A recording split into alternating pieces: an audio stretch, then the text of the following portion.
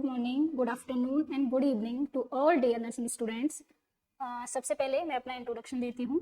My self Bharti Chaudhary and welcome back to all in crochet nursing academy. सबसे पहले आज हम बात करते हैं कि आज हम किस टॉपिक के बारे में डिस्कस करेंगे। तो सबसे पहले क्रोशा नर्सिंग अकेडमी, यहाँ पे आज जो टॉपिक डिस्कस होने वाला है वो है Maharashtra CHO paper solution 2023। Okay, यहाँ पे हम जो पेपर सॉल्यूशन डिस्कस करेंगे कुछ 50 क्वेश्चन डिस्कस करेंगे अपन। लेकिन 50 क्वेश्चन डिस्कस करने का मतलब ये नहीं है कि हम बस उन 50 क्वेश्चंस को देखेंगे।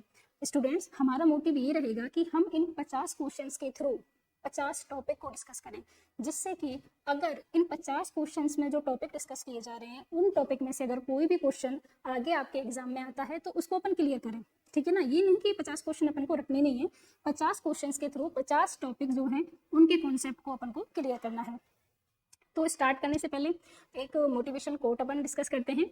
Believe you can do it.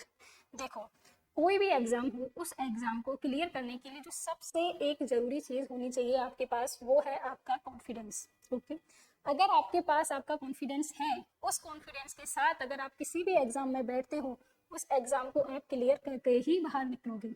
Okay, तो बस अपन स्टार्ट करते हैं इसी मोटिवेशन के कोट के साथ। In crochet nursing academy, believe you can do it. Okay,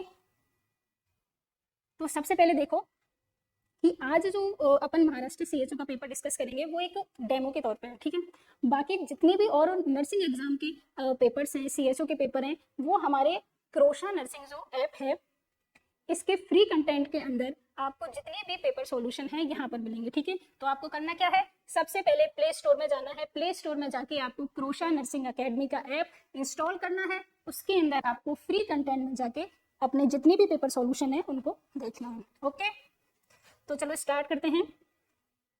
देखिए, हम यहाँ पर जितने भी क्वेश्चन डिस्कस करेंगे ना, सबसे पहले आपको वो क्वेश्चन डिस्प्ले होगा।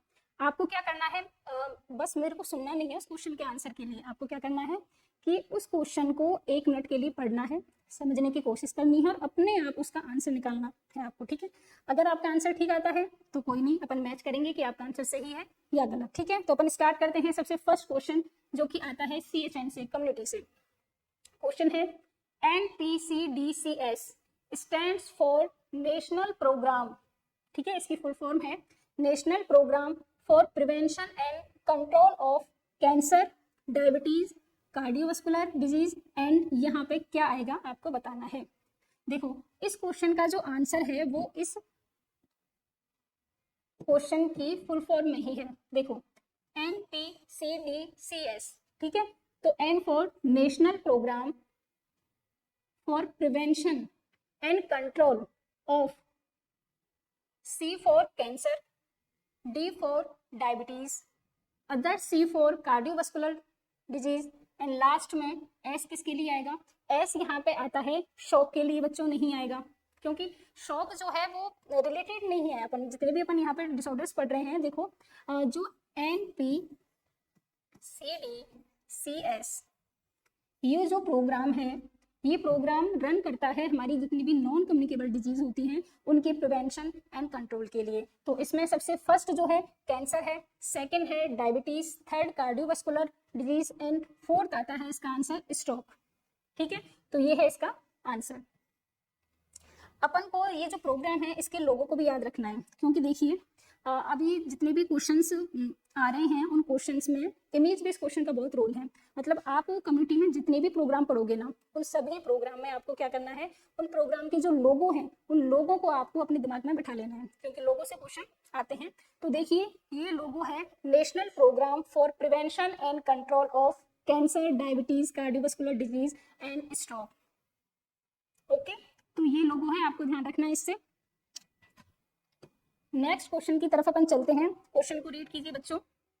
The normal systolic blood pressure for adult age 18 year and older is less than how many mm of Hg। देखो, आपको क्वेश्चन की लैंग्वेज में नहीं फंसना। क्वेश्चन सिंपल सा ये बोल रहा है कि एक कोई अडल्ट पेशेंट है, ओके, और ये जो अडल्ट पेशेंट है इसके लिए क्वेश्चन में पूछा है कि इस पेशेंट के लिए नॉर्मल ब्लड प्रेशर जो है उसका क्या क्राइटेरिया होता है। तो अपन आप सभी जानते हो कि नॉर्मल जो ब्लड प्रेशर होता है वो होता है less than 120/80 mm of Hg। Okay, यानी कि इसमें जो सिस्टोलिक ब्लड प्रेशर है वो नॉर्मल 120 से कम होना चाहिए, एंड इसमें जो डायस्टोलिक ब्लड प्रेशर है वो less than 80 mm of Hg से कम होना चाहिए। क्या हुआ? ओके, तो यही इसका आंसर जाएगा, less than 120 mm of Hg जो होता है वो क्या है, सिस्टोलिक ब्लड प्रेशर है नॉर्मल एक अडल्ट पेशेंट जिसकी एज 18 ईयर या उससे ज्यादा है। ठीक है, ये सारे पैरामीटर्स गलत हैं। अब अपन इस क्वेश्चंस के थ्रू क्या करेंगे, अपने जो वाइटल पैरामीटर्स होते हैं उन सभी को एक बार ओवरव्यू देख लेते हैं कैसे है। सबसे पहले कोर बॉडी टेम्परेचर जो होता है उसके नॉर्मल रेंज होती है 98.6 डिग्री फ़ारेनहाइट, या डिग्री सेल्सियस में बात करते हैं तो 37 degree Celsius. Okay, heart rate की अगर बात करते हैं तो एक अडल्ट पेशेंट की नॉर्मल हार्ट रेट कितनी होती है बच्चों, 60 to 100 beat per minute. Respiratory rate की अगर बात करें तो नॉर्मल एडल्ट पेशेंट का जो रेस्पिरेटरी रेट होता है वो होता है 12 to 18 ब्रीथ पर मिनट। ठीक इसी प्रकार आता है ब्लड ऑक्सीजन, यानी कि SpO2 अगर नॉर्मल बात करते हैं तो नॉर्मल SpO2 की रेंज होती है एक अडल्ट पेशेंट के अंदर 95 to 100%। ओके, ये अपन को याद रखना है। अब आ जाता है अपना ब्लड प्रेशर। ब्लड प्रेशर की नॉर्मल रेंज कितनी होती है बच्चों, less than 120 to 80 mm of Hg। ठीक है, ये अपन को याद रखने हैं। जितने भी वाइटल पैरामीटर्स हैं इनमें से किसी से भी क्वेश्चन पुटअप हो सकता है। अगला क्वेश्चन है, पढ़ो बच्चों क्या है, the single most important risk factor for oral cancer is. Okay, तो ये क्वेश्चन है, सबसे ज्यादा इंडिया में मोस्ट कॉमन कैंसर जो होता है इंडिया में कौन सा है बच्चों, वो है ओरल म्यूकोसा का कैंसर। क्यों है भाई ओरल म्यूकोसा का कैंसर इंडिया में सबसे कॉमन, क्योंकि इंडिया में सबसे ज्यादा कौन क्या खाते हैं लोग बाग, टोबैको। ठीक है, अब इस टोबैको के कारण ही जो ओरल म्यूकोसा का कैंसर होता है वो मोस्ट कॉमन कैंसर है हमारे इंडिया में। ठीक है, और टोबैको में क्या होता है बच्चों, टोबैको में एक कार्सिनोजन प्रेजेंट होता है। क्या प्रेजेंट होता है, कार्सिनोजन प्रेजेंट होता है, और इस कार्सिनोजन के कारण ही आगे चल के क्या होता है, ओरल म्यूकोसा का कैंसर अराइज होता है। देखो, तो इसका आंसर तो ये आ गया, टोबैको च्यूइंग जो है वो मोस्ट इंपॉर्टेंट रिस्क फैक्टर है किसके लिए, ओरल कैंसर के लिए। सेकंड है एल्कोहल कंजप्शन। देखो बच्चों, एल्कोहल कंजप्शन इसका आंसर हो ही नहीं सकता, क्योंकि एल्कोहल कंजप्शन जो है अगर किसी कैंसर के लिए रिस्क फैक्टर बनता है तो वो लिवर एंड पैनक्रियाटिक कैंसर के लिए हो सकता है। किसके लिए होगा बच्चों, लिवर एंड पैनक्रियाटिक जो कैंसर है इसके लिए रिस्क फैक्टर होगा एल्कोहल कंजप्शन। थर्ड आता है chronic trauma to oral mucosa, तो ये भी इसका आंसर नहीं होगा। इस ऑप्शन के थ्रू तो मतलब ये समझ में आ रहा है अपन को कि अगर किसी भी पेशेंट की ओरल म्यूकोसा में ट्रॉमा होता है तो वो क्या कैंसर के लिए प्रोन हो जाता है, बिल्कुल भी नहीं। मान के चलो कि एक पेशेंट आपके पास आ रहा है आर्टरी का, रोड ट्रैक एक्सीडेंट का आपके पास एक पेशेंट है, और उस पेशेंट की मैंडिबल एंड मैक्सिला का फ्रैक्चर हो गया है, और उस पेशेंट की पूरी ओरल म्यूकोसा रप्चर हो चुकी है, ब्लीडिंग हो चुकी है, तो इसका ये मतलब नहीं है उसको कैंसर होगा। ठीक है, तो इसलिए ये ऑप्शन भी इसका गलत होता है। लास्ट आता है सनबर्न। देखो बच्चों, सनबर्न जो होता है ये भी रिस्क फैक्टर होता है कैंसर के लिए, लेकिन कौन से कैंसर के लिए, कैंसर के लिए रिस्क फैक्टर होता है, ये होता है स्किन कैंसर के लिए। ठीक है, स्किन कैंसर के लिए रिस्क फैक्टर होता है सनबर्न, इसलिए तो यूज किया जाता है ना सनस्क्रीन, बोलते हैं सभी क्या लगाओ सनस्क्रीन, क्योंकि इससे प्रोटेक्शन होती है किसकी, स्किन कैंसर की। ओके, तो अपना इस क्वेश्चन का आंसर क्या जाएगा, tobacco chewing is the most important risk factor for the oral mucosa cancer. And इसी क्वेश्चन से अपन याद करेंगे कि इंडिया में मोस्ट कॉमन कैंसर कौन सा होता है, ओरल म्यूकोसा होता है, और किस कारण होता है, टोबैको च्यूइंग के कारण होता है। अब अगला क्वेश्चन पढ़ने से पहले एक और मोटिवेशन कोट आ जाता है, the discomfort of growth is always less dangerous than the heart break of regret. इसका मतलब ये है, सीधी सीधी बात ये है बच्चों कि अभी जितनी मेहनत कर सकते हो ना कर लो, बाद में जब सिलेक्शन नहीं होगा ना तब उसका जो रिग्रेट होगा ना, अभी जितना भी तुमको डिस्कम्फर्ट हो रहा है, रात को नींद नहीं आ रही, सिर में दर्द हो रहा है, फीवर आ रहा है, पढ़ा नहीं जा रहा, 14-15 घंटे आप पढ़ रहे हो, उससे भी ज्यादा दुख आपको होगा जिस दिन आपका सिलेक्शन नहीं होगा। इसलिए जितना भी आप इस टाइम मेहनत कर सकते हो करो और सिलेक्शन लो। ठीक है, आगे अपन बढ़ते हैं नेक्स्ट क्वेश्चन पे। Normally during which stage of labour is the placenta deliver. ठीक है, तो ये क्वेश्चन आता है ओबीजी से। क्वेश्चन पूछ रहा है कि प्लेसेंटा की जो डिलीवरी होती है वो लेबर के किस स्टेज में होती है। अपन को पता है कि लेबर जो होता है वो डिवाइड होता है 4 स्टेज में, ठीक है। इस क्वेश्चन के थ्रू अपन क्या करेंगे, लेबर की जो स्टेजेस है ना उनका एक ओवरव्यू देखेंगे अपन, जिससे कि मान के चलो किसी भी स्टेज से क्वेश्चन आए तो अपना गलत नहीं होना चाहिए। सबसे फर्स्ट है stage first, stage second, third and fourth. अब इस क्वेश्चन का आंसर अपन बाद में करेंगे, पहले देखते हैं लेबर की स्टेज। देखो सबसे फर्स्ट स्टेज होती है लेबर की, वो स्टार्ट होती है आपकी ट्रू लेबर पेन जब मदर को स्टार्ट होते हैं, एंड एंड कब होती है जब सर्विक्स डायलेट हो जाती है फुली, और फुली कितनी डायलेट होती है 10 सेंटीमीटर, ठीक है। अपन को याद रखना है कि first stage of labour start कब होगी, स्टार्ट होगी जब मदर को ट्रू लेबर पेन जो है स्टार्ट होंगे, ठीक है। और एंड कब होगी बच्चों, एंड होगी जब सर्विक्स 10 सेंटीमीटर डायलेट हो चुकी होगी, ओके। अब ये जो फर्स्ट स्टेज ऑफ लेबर है ये इसको भी डिवाइड किया जाता है 2 पार्ट में। फर्स्ट होती है लेटेंट फेज होती है, सेकेंड होती है एक्टिव फेज। अब जो एक्टिव फेज होती है वो होती है जब सर्विक्स 6 to 10 सेंटीमीटर डायलेशन होता है, एंड लेटेंट स्टेज होती है जब सर्विक्स जो है 5 सेंटीमीटर तक डायलेशन होता है, ये अपन को याद रखना है। सेकेंड स्टेज स्टार्ट कहाँ से होगी, सेकेंड स्टेज स्टार्ट होगी 10 सेंटीमीटर ऑफ सर्विक्स के डायलिटेशन से स्टार्ट होगी, और एंड कब होगी, एंड होगी जब बेबी डिलीवर हो जाएगा। कहाँ पे एंड होगी, बेबी की डिलीवरी पर एंड होगी सेकेंड स्टेज ऑफ लेबर, ठीक है। बेबी डिलीवर हो जाएगा थ्रू द बर्थ कैनाल, तो वहां पे अपन की क्या होगी, second stage of labour and हो जाती है। अगला को आती है third stage of labour. Third stage of labour जो है वो स्टार्ट होती है बेबी की डिलीवरी से। कहाँ से स्टार्ट होगी बच्चों, बेबी की डिलीवरी से स्टार्ट होगी, और ये एंड कहाँ पे जाके होगी, एंड होगी जब आपकी प्लेसेंटा की डिलीवरी हो जाएगी, यानी कि जब आपका प्लेसेंटा डिलीवर हो जाएगा तब आपकी एंड हो जाती है थर्ड स्टेज ऑफ लेबर। सबसे लास्ट में आती है fourth stage of labour. Fourth stage of labour क्या होता है, प्लेसेंटा की डिलीवरी के बाद जो 1 आवर का ऑब्जर्वेशन पीरियड होता है वही होता है हमारा फोर्थ स्टेज ऑफ लेबर, ठीक है। तो फोर्थ स्टेज ऑफ लेबर क्या होता है, 1 आवर ऑब्जर्वेशन पीरियड होता है आफ्टर प्लेसेंटा की डिलीवरी के बाद, ठीक है। तो ये अपन को फोर्थ जितनी भी स्टेज है लेबर की 4 स्टेज अपन को याद रखनी है। अपन 1 बाई 1 बोलेंगे। फर्स्ट स्टेज ऑफ लेबर में जो मोस्ट इंपॉर्टेंट काम होता है वो क्या होता है, सर्विक्स डायलेट हो जाएगी 10 सेंटीमीटर फुली, ठीक है। इसी प्रकार जो सेकंड स्टेज ऑफ लेबर है, इस सेकंड स्टेज ऑफ लेबर में मेन वर्क जो हो रहा है वो हो रहा है बेबी की delivery. And third stage of labour जो होता है इसमें मेन काम क्या हो रहा है, प्लेसेंटा की डिलीवरी। इसी प्रकार जो फोर्थ स्टेज ऑफ लेबर है इसमें मोस्ट इंपॉर्टेंट काम हो रहा है क्या, ऑब्जर्वेशन हो रहा है 1 आवर के लिए आफ्टर प्लेसेंटा डिलीवर, ठीक है। अब आपको ये अगर याद हो गया हो तो अपन क्वेश्चन पे आते हैं वापस से कि normally during which stage of labour placenta deliver. अब अपने अभी डिस्कस किया है कि जो स्टेज थर्ड है, इस स्टेज थर्ड ऑफ लेबर में क्या होता है, प्लेसेंटा डिलीवर होता है। फर्स्ट में क्या होता है, सर्विक्स 10 सेंटीमीटर डायलेशन। सेकंड में क्या होता है, बेबी की डिलीवरी। थर्ड में क्या होता है, प्लेसेंटा की डिलीवरी। एंड फोर्थ स्टेज जो होती है वो क्या होती है, ओनली एक ऑब्जर्वेशन पीरियड होता है। अब मैं समझती हूँ आपको लेबर की स्टेज यहाँ पे तो कंप्लीट याद हो गई होंगी, ओके। नेक्स्ट क्वेश्चन आता है बच्चों, what is the reason for the golden colour amniotic fluid, ठीक है। देखो अमनिटिक फ्लूइड जो होता है ना, इससे क्वेश्चन हर बार हर एग्जाम में आपको पूछा जाएगा, चाहे वो सीएचओ का एग्जाम हो, चाहे वो एम्स का एग्जाम हो, ठीक है, चाहे एनएचएम का हो, किसी चीज का एग्जाम हो, नर्सिंग का, अमनिटिक फ्लूइड से क्वेश्चन आना ही आना है। तो अपन को अमनिटिक फ्लूइड तो एकदम रट जाने चाहिए कि किस कलर का अमनिटिक फ्लूइड किस कंडीशन में मिलता है। अपन यहाँ पे बात करते हैं। सबसे फर्स्ट जो कलर अपन देखते हैं वो है ग्रीन कलर, ठीक है। तो देखो बच्चों, ग्रीन कलर का अमनिटिक फ्लूइड जो देखने को मिलता है वो अपन को याद होना चाहिए किसमें, मेकोनियम,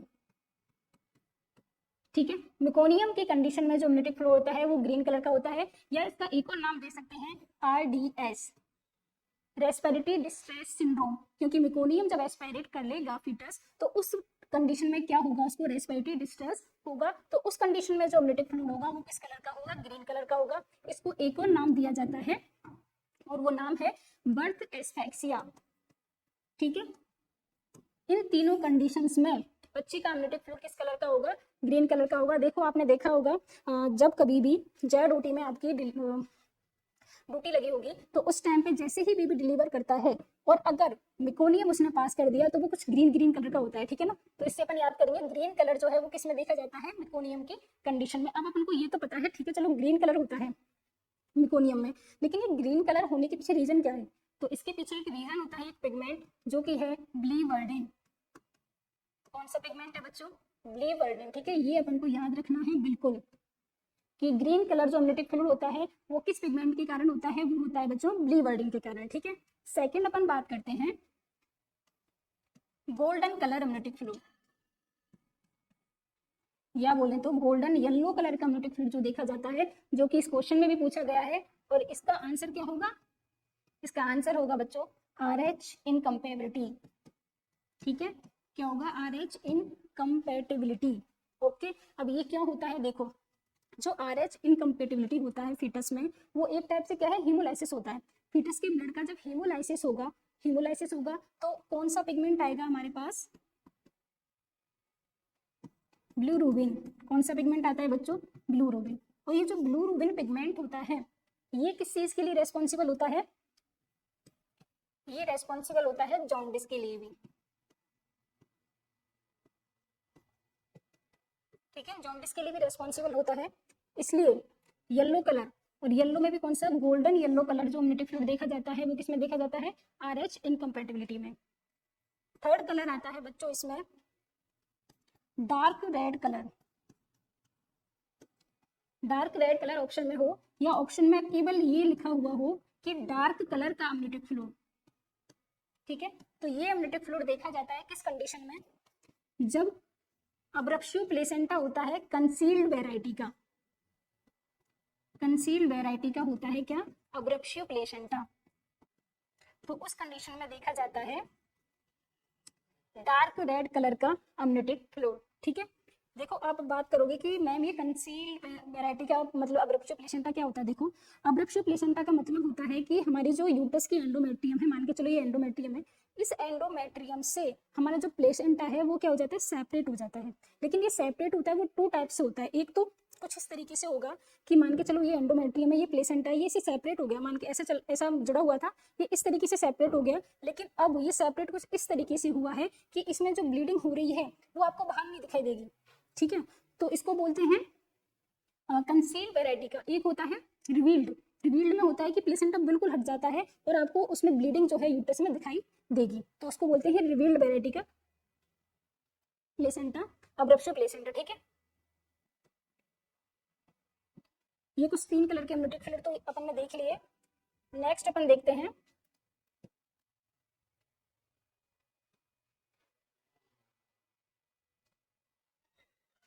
आईयूडी, यानी कि जो फीटल डेथ होती है उसमें अमनियोटिक फ्लूइड का कलर क्या होगा?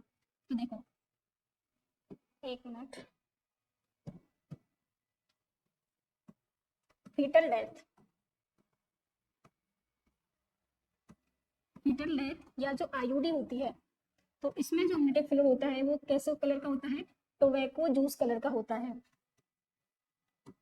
किस कलर का होता है बच्चों? टोबैको जूस कलर का।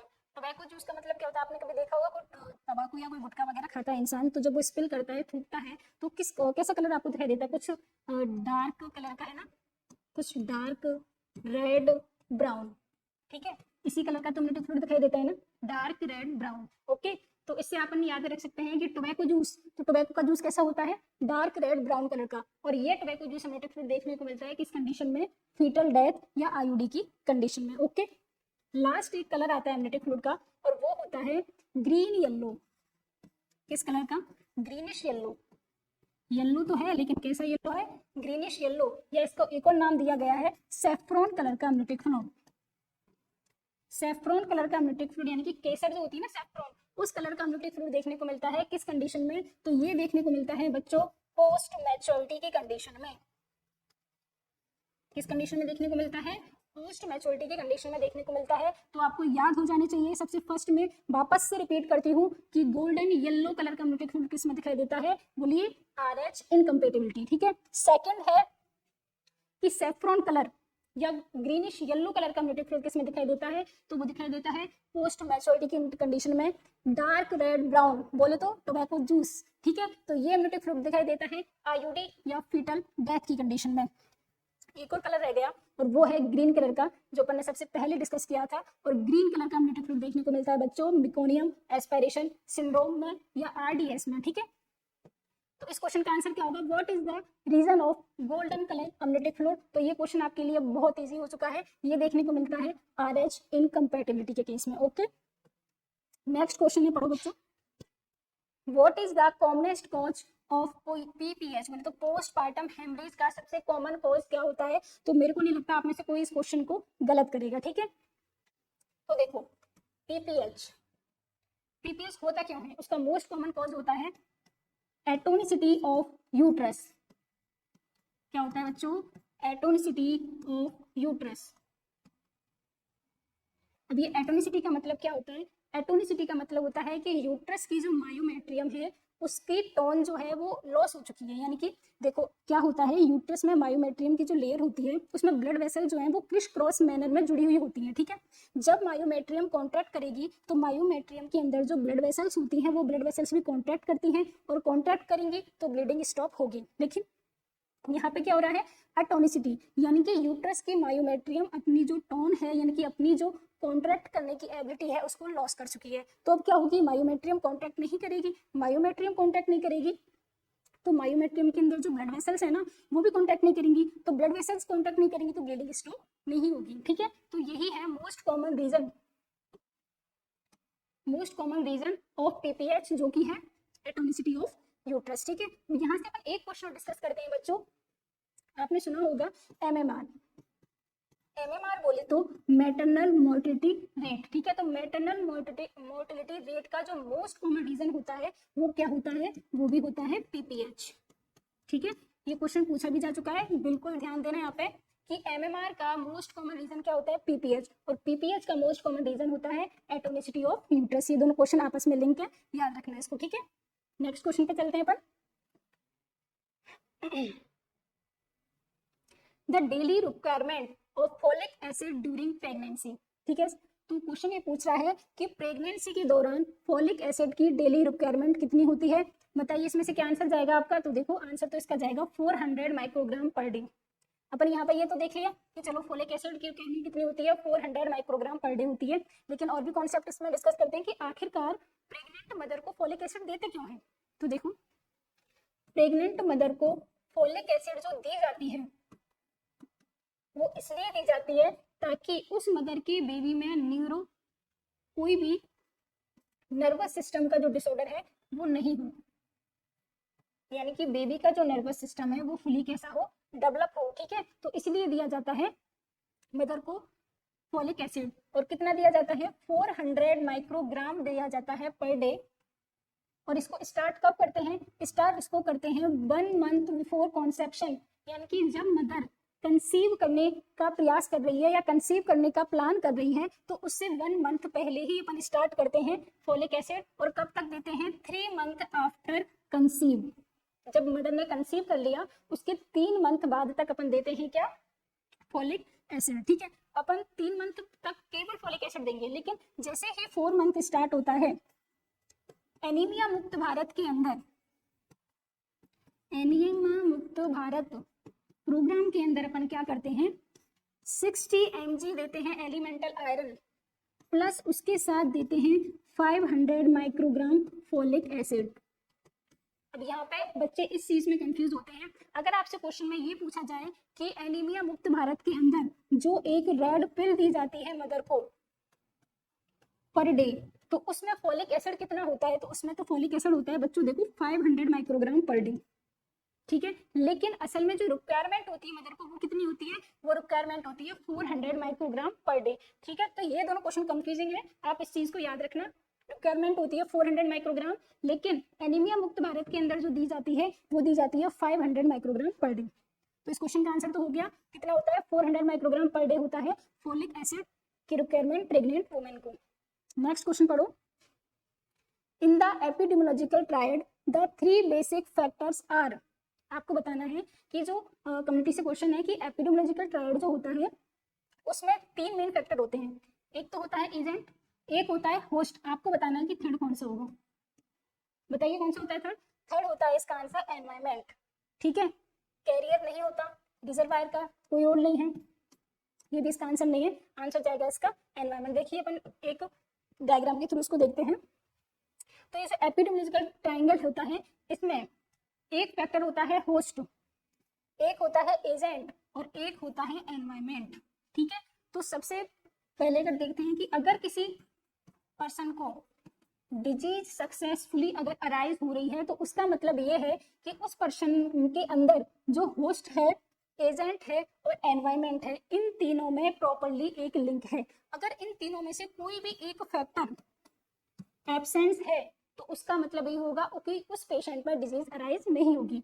मान के चलो कोई पेशेंट है या कोई भी पर्सन है, उस पर्सन में एजेंट तो है, होस्ट भी बिल्कुल ससेप्टेबल होस्ट उसको मिल गया, लेकिन उस एजेंट को एकदम प्रॉपर एनवायरनमेंट नहीं मिल रहा जिससे कि वो उस पर्सन में क्या करे, डिजीज अराइज करे। तो उस पर्सन में फाइनली अपन देखते हैं कि डिजीज बिल्कुल भी नहीं होगी। यानी कि किसी भी डिजीज के अराइज होने के लिए होस्ट, एजेंट एंड एनवायरनमेंट तीनों में प्रॉपरली लिंक होना जरूरी है। ठीक है,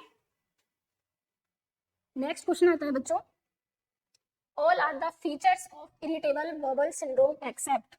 ठीक है, तो इरिटेबल बॉवल सिंड्रोम क्या होता है? एक टाइप का गैस्ट्रो इंटेस्टाइनल डिसऑर्डर होता है जिसके अंदर दो डिसऑर्डर्स आते हैं।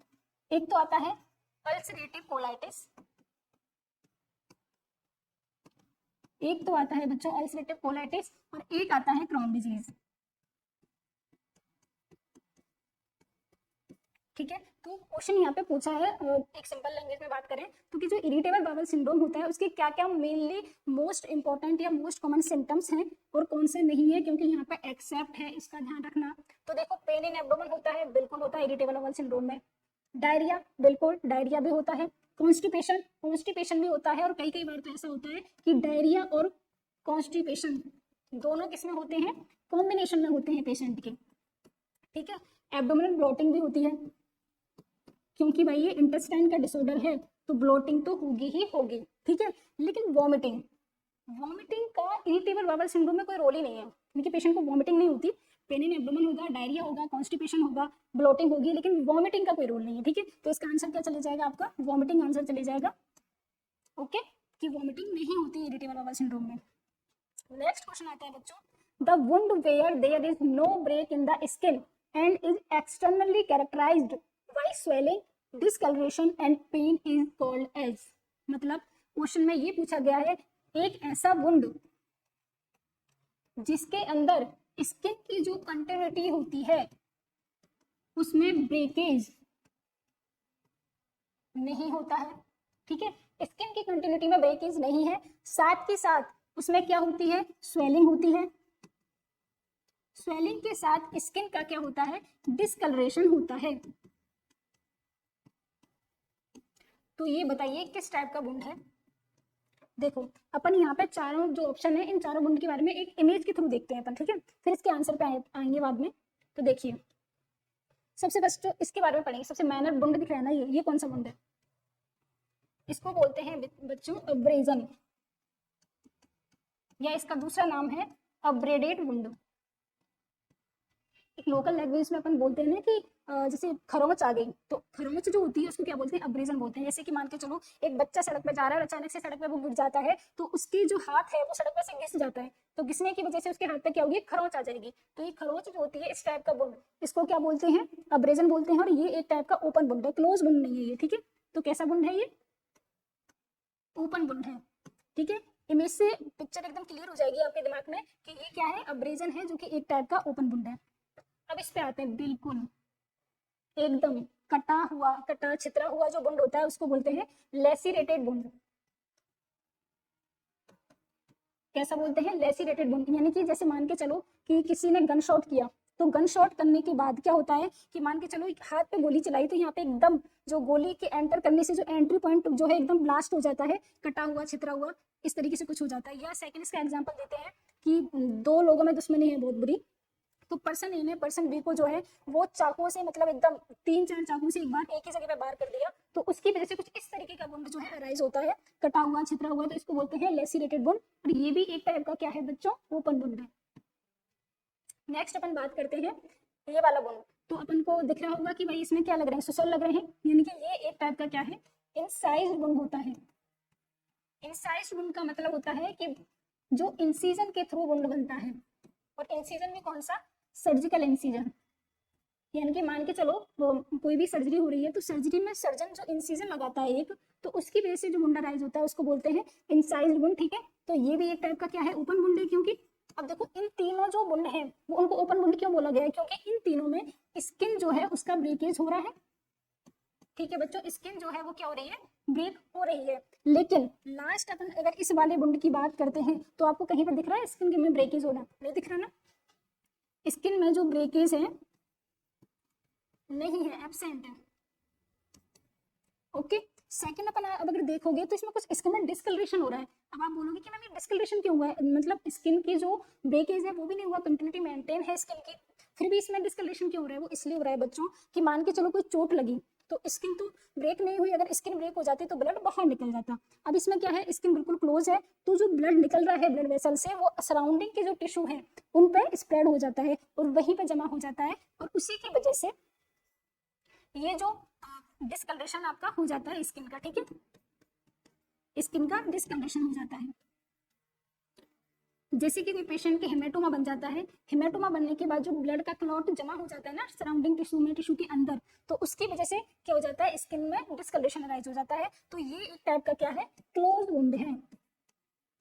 अपन अगर क्वेश्चन पे आते हैं तो क्वेश्चन में अपन को यही पूछा गया था कि ऐसा वुंड जिसमें नो ब्रेक, यानी स्किन में कोई भी ब्रेकेज नहीं है, एक्सटर्नली जब उसको बाहर से देखते हैं तो उसमें स्वेलिंग हो रही होती है, डिस्कलरेशन होता है और ऑब्वियसली पेन तो हो गई होगा, ठीक है। तो इस टाइप के वुंड को क्या बोलते हैं, कंट्यूज्ड या क्लोज वुंड, ठीक है। लेसिनेटेड वुंड अपन ने पढ़ चुके थे, अभी डिस्कस किया था, नाइफ या गन शॉट की वजह से जो होता है कटा हुआ छितड़ा हुआ जो वुंड होता है, ठीक है।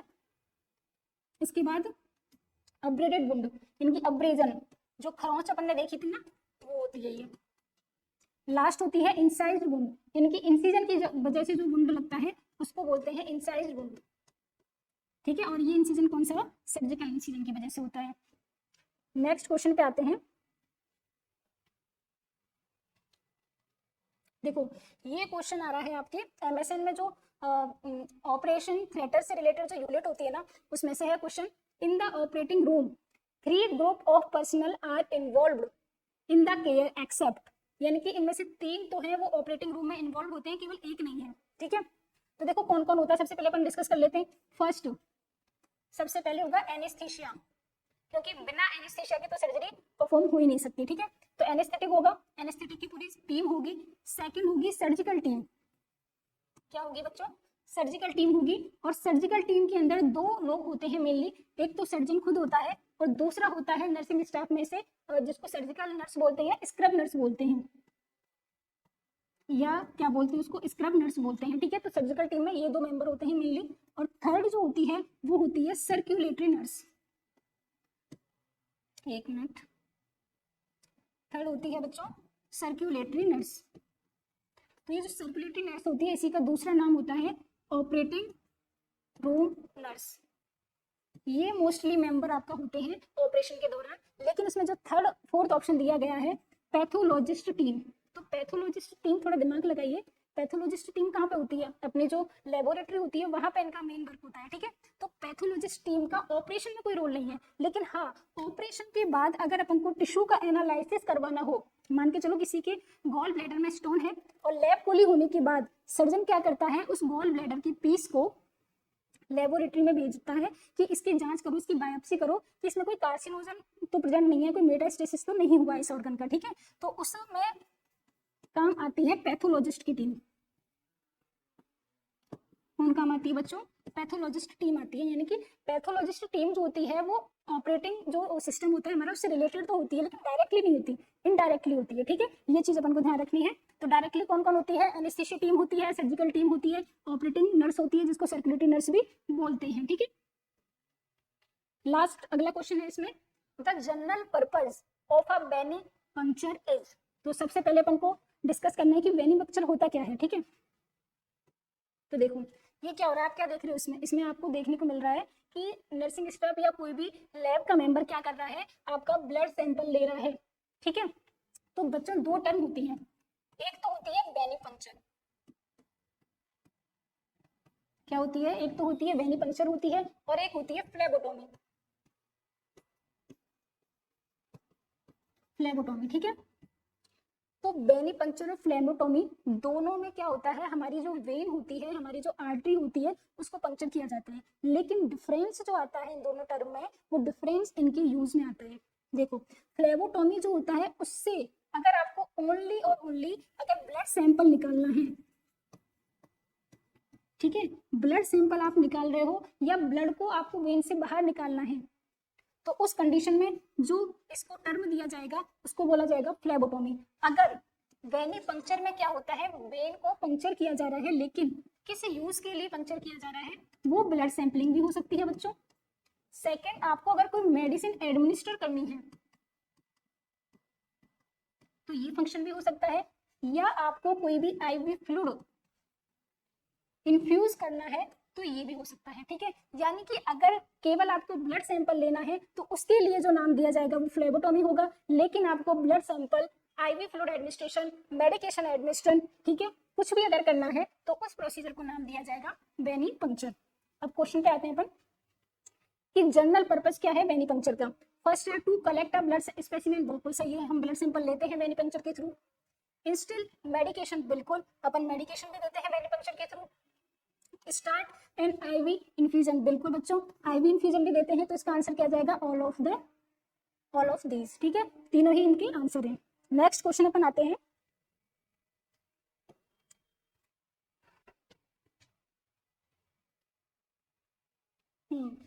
Causes of peripheral cyanosis include. सबसे पहले ये तो पता चले कि भाई पेरिफेरल साइनोसिस क्या होता है, ठीक है। तो पेरिफेरल साइनोसिस अपन बात करते हैं क्या होता है। देखो, ये एक नॉर्मल कंडीशन है। पेरिफेरल का मतलब होता है हमारे एक्सट्रीमिटीज, यानी कि हाथ और हमारे पैर, ठीक है, तो वो आते हैं हमारी पेरिफेरी के अंदर।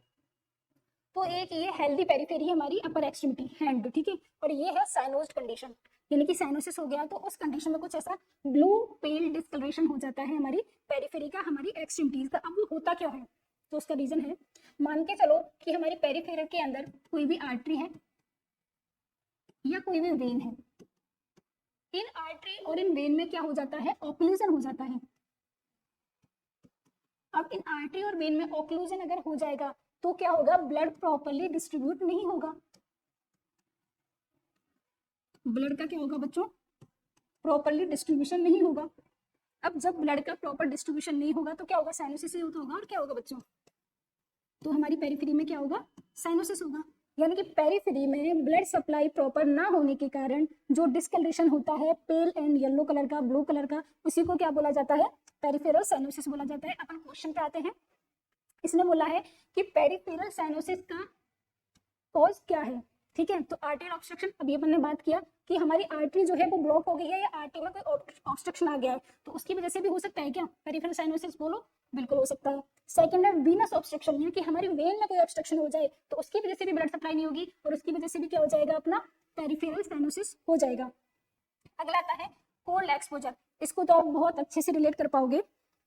जब सर्दियां ज्यादा होती हैं, जम्मू कश्मीर साइड, मसूरी, नैनीताल, उस साइड अपन जब जाते हो घूमने के लिए, तो क्या होता है, सर्दी के ज्यादा एक्सपोजर की वजह से आपके हाथ पैर बिल्कुल ऐसे ब्लू ब्लू हो जाते हैं, ठीक है, कोल्ड के एक्सपोजर की वजह से। क्यों, क्योंकि ब्लड फ्लो जो है वो लो टेम्परेचर में प्रॉपर नहीं हो पाता है, ठीक है, तो उसकी वजह से क्या होता है, पेरिफेरल साइनोसिस हो जाता है। तो इसका आंसर कौन सा जाएगा बच्चों, डी, इसका आंसर जाएगा all of these. Okay, next question पे बढ़ते हैं अपन, ये स्लाइड तो कर चुके डिस्कस। नेक्स्ट क्वेश्चन है the differential diagnosis of measles include the following except. Question ये पूछ रहा है कि मीजल्स जो होती है, एक बीमारी होती है, पता है सभी बच्चों में होती है, और किसकी वजह से होती है, वायरस की वजह से होती है, और वायरस भी किस फैमिली का होता है, पैरामिक्सो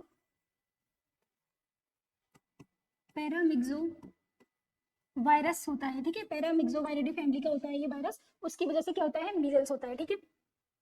तो इसमें पूछा गया है कि मीजल्स से डिफरेंशियल डायग्नोसिस है लेकिन एक्सेप्ट, इसका मतलब ये निकल रहा है कि मीजल्स जैसी ही दूसरी बीमारी यहाँ पे कौन सी दी गई है, बाकी तीनों तो डिफरेंस है मीजल्स से, लेकिन एक ऐसी बीमारी दी गई है यहाँ पे जो कि मीजल्स से मिलती जुलती है।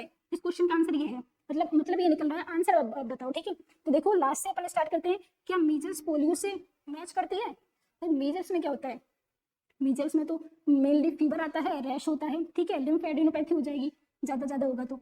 लेकिन पोलियो तो एकदम अलग ही बीमारी है ना, ये तो है ही नहीं, तो पोलियो तो इसका आंसर नहीं जाएगा।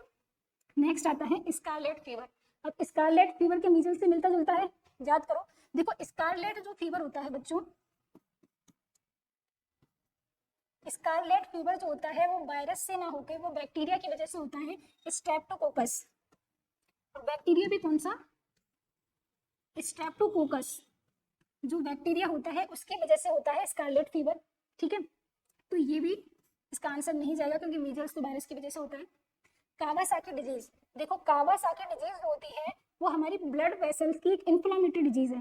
ठीक है, और ब्लड वेसल्स की भी कौन सी, जो हमारी मीडियम ब्लड वेसल्स होती हैं बच्चों, मीडियम ब्लड वेसल्स की एक इन्फ्लामेटरी डिजीज होती है।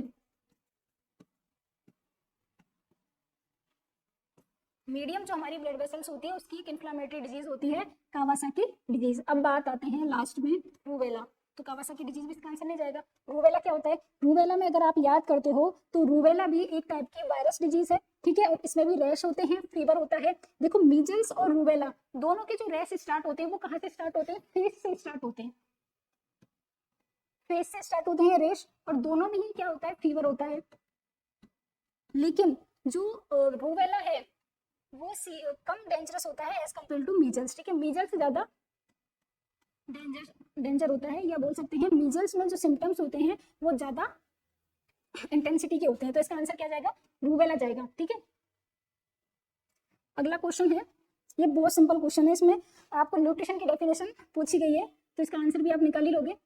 Dash is the science of food and its interaction with an organism to promote and maintain health. ठीक है, तो मतलब एक ऐसी साइंस है फूड की और फूड के इंटरेक्शन की विद एन ऑर्गेनिज्म, एक ऑर्गेनिज्म के साथ, टू प्रमोट करने के लिए और मेंटेन करने के लिए उस ऑर्गेनिज्म की हेल्थ को। ठीक है, तो इसका आंसर जाएगा न्यूट्रिशन। इसमें समझाने लायक कुछ है नहीं, जेनेटिक्स का कोई रोल नहीं है यहाँ पे, एम्ब्रियोलॉजी तो बिल्कुल भी कोई रिलेटेड नहीं है, एम्ब्रियोलॉजी तो आईवीएफ सेंटर वगैरह से रिलेटेड है, बायोकेमिस्ट्री का भी कोई रोल नहीं है यहाँ पे। कुल मिला के अगर बात पूछी जाए तो न्यूट्रिशन की डेफिनेशन पूछी गई है यहाँ पे। नेक्स्ट क्वेश्चन पे अगर आते हैं अपन, यहाँ पे अभी डेफिनेशन का थोड़ा सिनेरियो चल रहा है कि डेफिनेशन पूछ रहे हैं क्वेश्चंस में। Dash refer to the physical effects on the human body of a dietary intake inadequate in quantity and quality. इसमें क्या पूछा जा रहा है कि अगर आपके ह्यूमन बॉडी के अंदर न्यूट्रिएंट्स की डिफिशियंसी हो जाती है, न्यूट्रिएंट्स की क्या हो जाती है बच्चों, डिफिशियंसी हो जाती है इन quantity and in quality. Quality and quantity में अगर न्यूट्रिएंट्स की डिफिशियंसी हो जाती है तो उस कंडीशन को क्या बोला जाता है बताइए, पैथोलॉजी बोला जाएगा क्या, नहीं बिल्कुल नहीं बोला जाएगा। फिजियोलॉजी भी बिल्कुल नहीं बोला जाएगा। जेनेटिक्स नहीं बच्चों, जेनेटिक्स भी नहीं। तो आंसर क्या जाएगा इसका, माल न्यूट्रिशन। यानी कि हमारी बॉडी में अगर न्यूट्रिएंट्स की डिफिशियंसी हो जाती है तो उस कंडीशन को बोला जाता है माल न्यूट्रिशन। ओके, तो इसका आंसर क्या जाएगा बच्चों, माल न्यूट्रिशन इसका आंसर जाएगा। अगले क्वेश्चन पे बढ़ते हैं अपन। The term kwashiorkor is used when there is a deficiency of, यानी कि इसमें पूछा जाता है कि जो क्वाशियोरकोर डिजीज होती है, देखो दो डिजीज अपन डिस्कस करते हैं मेनली माल न्यूट्रिशन के केस में, एक तो क्वाशियोरकोर होता है, एक मैरास्मस होता है। तो इसमें पूछा गया है कि क्वाशियोरकोर के अंदर किस न्यूट्रिएंट्स की डिफिशियंसी होती है, बताइए। आयरन की होती है क्या, नहीं। विटामिन डी की, बिल्कुल नहीं। तो आंसर क्या जाएगा इसका, प्रोटीन। ठीक है, तो अपन देखो दोनों को डिस्कस करेंगे यहाँ पे, क्वाशियोरकोर भी और मरासमस भी। ठीक है, तो क्वाशियोरकोर के अंदर जो डिफिशियंसी होती है मेनली वो किसकी होती है, प्रोटीन की डिफिशियंसी होती है। लेकिन मेरास्मस के अंदर जो मेनली डिफिशियंसी होती है वो होती है कैलोरी प्लस प्रोटीन।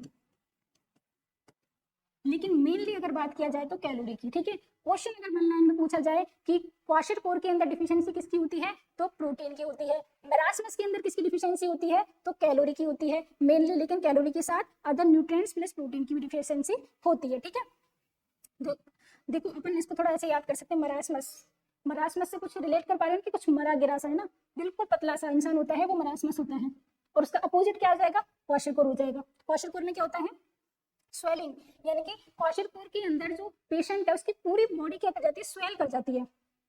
उसके यहाँ तक कि जो जॉइंट्स होते हैं ना, एंकल के जॉइंट्स, नी जॉइंट, वो भी स्वेल कर जाएंगे, ठीक है। डिस्टेंडेड एब्डोमेन यानी कि असाइटिस, क्योंकि इसके अंदर प्रोटीन की डिफिशियंसी है, लीवर प्रॉपर्ली वर्क नहीं कर रहा, तो प्रोटीन की डिफिशियंसी की वजह से क्या हो जाता है, असाइटिस हो जाता है। स्किन बिल्कुल कैसे हो जाती है, स्केली, यानी कि एकदम परत परत जो होती है ना स्किन से, परत की तरह स्किन निकलने लगती है, स्केली स्किन हो जाती है। मरासमस की अगर बात करें तो हेयर लॉस, ठीक है। ओल्ड पेशेंट फेस, यानी कि पेशेंट एकदम ऐसा लगता है बिल्कुल बच्चा भी बूढ़ों की तरह, मून से फेस हो जाता है। स्किन यहाँ पे तो एकदम स्केली स्किन होती है क्लासिक कोर के अंदर, लेकिन मरासमस के अंदर क्या होती है, रिंकल्ड स्किन हो जाती है, स्किन के अंदर बिल्कुल रिंकल पड़ जाती है, झाइयां झुर्रियां पड़ जाती है, ठीक है। और मसल बास्टिंग तो होगी, तभी तो पेशेंट एकदम पतला हो जाता है ना मसल बास्टिंग की वजह से, क्योंकि कैलोरी की डिफिशियंसी है। क्वेश्चन क्या था अपना कि क्वाशर कोर के अंदर डिफिशियंसी किसकी होती है बच्चों, प्रोटीन की होती है, ठीक है। मरासमस के अंदर कैलोरी। नेक्स्ट क्वेश्चन आता है, बहुत सिंपल क्वेश्चन है, इसमें समझाने की बिल्कुल भी जरूरत नहीं है। Deficiency of which vitamin in children leads to blindness. तो देखो, विटामिन डी बिल्कुल नहीं, ये तो स्किन से रिलेटेड है। विटामिन सी नहीं, विटामिन बी कॉम्प्लेक्स नहीं, विटामिन ए जो है वो रिलेटेड होती है हमारी आई, यानी कि हमारे हेल्थी जो विजन होता है, हेल्थी विजन के लिए जो विटामिन चाहिए हमारी बॉडी को, वो कौन सी चाहिए, विटामिन ए चाहिए। अगर विटामिन ए की डिफिशियंसी हो जाती है तो हमारा विजन जो है वो एकदम इम्प्रॉपर विजन हो जाता है, और इसकी फाइनल स्टेज क्या होती है, पहले नाइट ब्लाइंडनेस होती है, और बिल्कुल सीवियर कंडीशन में क्या हो जाती है बच्चों, ब्लाइंडनेस हो जाती है, ठीक है। तो हमको यहाँ पे याद रखना है कि विटामिन ए जो होता है वो रेस्पॉन्सिबल होता है फॉर किसके लिए, हमारे हेल्दी विजन के लिए। अगला क्वेश्चन जो है इसको थोड़ा सा अपन ध्यान से समझेंगे बच्चों, क्योंकि कम्युनिटी का क्वेश्चन है एपिडेमियोलॉजी से। क्वेश्चन है, an epidemic affecting a large proportion of the population and occurring over a wide geographic area is called as। तो इसका आंसर क्या जाएगा, देखो सबसे पहले अपन बात करते हैं स्पोरेडिक, यानी कि स्पोरेडिक डिजीज कौन सी होती है, स्पोरेडिक एपिडेमियोलॉजी क्या होती है, जब किसी भी डिजीज के एक दो केसेस आते हैं, यानी कि कभी कभी एक दो केस आ गए पूरे, जैसे पूरे 1 ईयर के टाइम पीरियड में कोई 2-4 केस आ गए, तो उसको बोलते हैं स्पोरेडिक, ठीक है। जैसे कि स्पोरेडिक के अंदर एग्जांपल आ जाता है आपका anthrax and tetanus, okay. Pandemic, pandemic क्या होती है, पेंडेमिक का मतलब होता है, अपन इन टर्म को है ना एकदम ध्यान से समझेंगे। देखो, पेंडेमिक, कोविड जब हुआ था तो कोविड क्या था, एपिडेमिक था, एंडेमिक था या पेंडेमिक था, कंफ्यूजिंग है ना क्वेश्चन। तो देखो, पेंडेमिक होता है कि जब कोई भी डिजीज, ठीक है, एक लार्ज जियोग्राफिकल एरिया पे फैलती है और एकदम सडनली फैलती है, और एक दो कॉन्टिनेंट्स यानी कि 2-4 देशों के अंदर फैलती है और एकदम सडन राइज होता है उस डिजीज का, उसको बोलते हैं पेंडेमिक, जैसे कि कोविड आया था, ठीक है। तो कोविड जो है एक टाइप की क्या है, पेंडेमिक है, और कोविड से पहले जब प्लेग आया था तो प्लेग भी एक टाइप की क्या थी, पेंडेमिक थी। तो इस तरीके से आपको एग्जांपल्स के थ्रू इनको याद रखना है। अब आती है एपिजोनोटिक। एपिजोनोटिक का क्या मतलब होता है, उससे पहले अपन को पढ़ना होगा एपिडेमिक।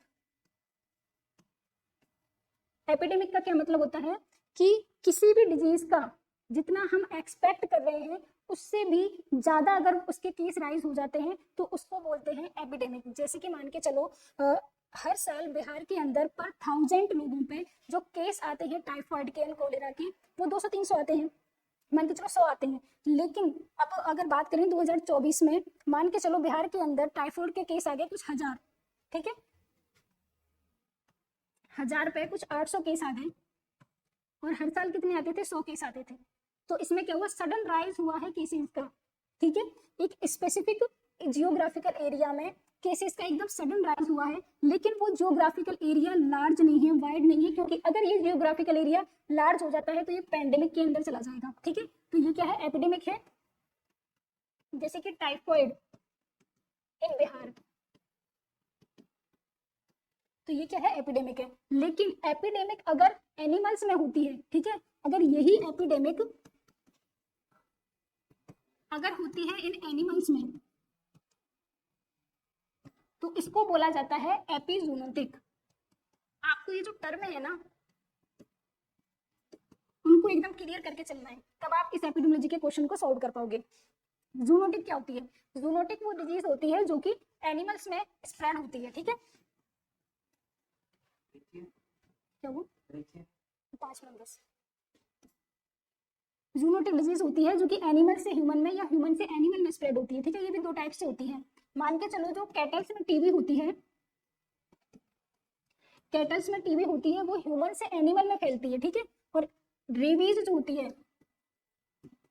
रेबीज क्या होती है? रेबीज एनिमल से ह्यूमन में फैलती है, ठीक है। तो ये दोनों टाइप होते हैं जूनोटिक के। अब इस क्वेश्चन का आंसर बताइए क्या होगा कि एक ऐसी डिजीज जो कि एक वाइड जियोग्राफिकल एरिया में सडन राइज होता है केसेस का, इसका आंसर जाएगा पेंडेमिक। ओके, नेक्स्ट क्वेश्चन आता है, adequate vitamin can be obtain through exposure to sunlight. यानी कि एक ऐसी विटामिन जो कि सनलाइट के एक्सपोजर से ऑब्टेन होती है, वो विटामिन है विटामिन डी, ठीक है। इसमें समझाने लायक कुछ है नहीं। अगला क्वेश्चन है 1 calorie is equal to how many joule. ये अपन को याद रखना है सभी को कि 1 कैलोरी इक्वल टू होती है 4.184 जूल के, ठीक है। या इसको अगर ये पूरी प्रॉपर टर्म नहीं दी जाए तो 4.2 जूल भी इसका आंसर अपन समराइज करके लिख सकते हैं। मैथमेटिक को सॉल्व करते हैं तो ये आगे जाके 4.2 के इक्वल होता है। नेक्स्ट अपन इसमें पूछा गया है कि vitamin C is rich in the following fruit except. यानी कि विटामिन सी से रिच जो फूड है वो कौन से होते हैं, अपन को सभी को पता है। विटामिन सी किन फ्रूट्स में, वेजिटेबल्स में मिलती है? जो सिट्रस फ्रूट्स होते हैं उनमें कौन सी विटामिन देखने को मिलती है? विटामिन सी, ठीक है। तो देखो लेमन सिट्रस फ्रूट है तो इसमें भी विटामिन सी देखने को मिलेगी। ऑरेंज में भी विटामिन सी होती है। आंवला जो कि इसको बोलते हैं इंडियन गूसबेरी, तो इसमें भी विटामिन सी होती है। बट अनियन जो होती है इसके अंदर विटामिन सी नहीं होती, ठीक है। तो यही इसका आंसर जाएगा क्योंकि एक्सेप्ट है क्वेश्चन में। अगला है normally 1 gram of oil provide how many calories. Question है 1 ग्राम ऑयल। अपन को यहाँ पर सबसे पहले ये पता होना चाहिए कि फैट 1 ग्राम जो फैट होता है उससे कितनी कैलोरी प्रोड्यूस होती है? तो होती है 9 कैलोरीज, ठीक है। अगर 1 ग्राम हमारे पास प्रोटीन है या 1 ग्राम हमारे पास कार्ब है, कार्बोहाइड्रेट है, ठीक है, तो उससे कितनी कैलोरीज प्रोड्यूस होती है? तो इससे भी प्रोड्यूस होती है 4 कैलोरीज। अगर आपने से कोई बताएगा कि ऑयल क्या है, फैट है, कार्बोहाइड्रेट है या प्रोटीन है, तो देखिए जो ऑयल होता है वो ऑयल क्या होता है? फैट होता है, ठीक है।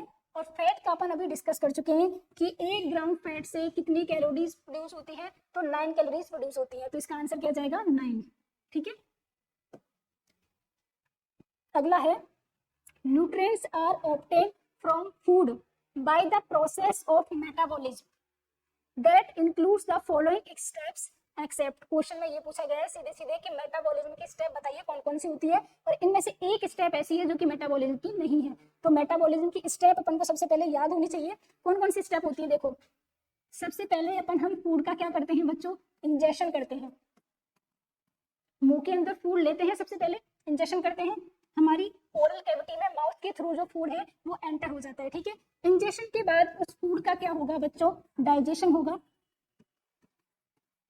डाइजेशन होने के बाद उस फूड का हमारी बॉडी में क्या होगा? एब्जॉर्प्शन होगा।